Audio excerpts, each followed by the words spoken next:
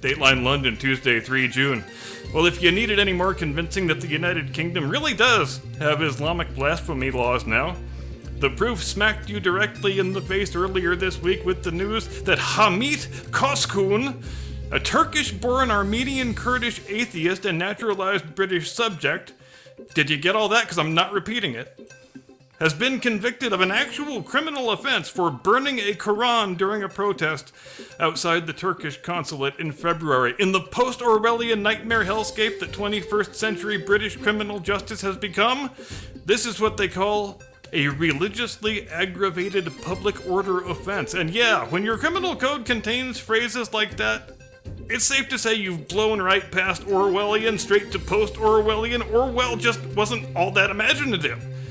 Now, we know the whole concept of hate crimes is stupid and intellectually indefensible on its face to begin with, and especially so in murder cases because it makes the victim's life have varying degrees of value according to the supposed thoughts that are inside the head of the criminal.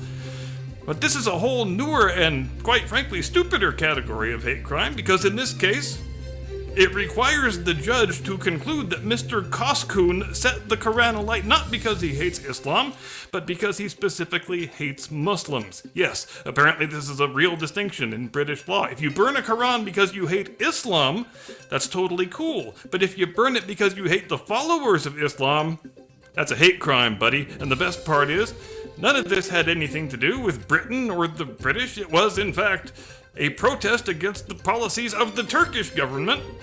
And judging by the fact that this guy is an Armenian Kurdish atheist, we can probably fairly safely assume what his set of grievances and motivations are. Now, was anyone actually harmed during these events in question? Well, yes, but it was Mr. Koskun himself, as you might reasonably expect, since Muslims don't have a very strong track record of acting like civilized people when Qurans start getting set alight. So he burns the Quran, some dude immediately tries to stab him to death, because of course he does, and they both get arrested. Now, will the attempted murderer receive any jail time? Well, of course he won't, because he was only charged with simple assault. He will, in all likelihood, only receive a fine, and it will, in all likelihood, be less than the £336 fine that Mr. Koskun was assessed. And will it occur to anyone in the British government that their laws and their selective enforcement thereof create a lot of implicit moral equivalences that Western liberal democracies would generally do well to avoid?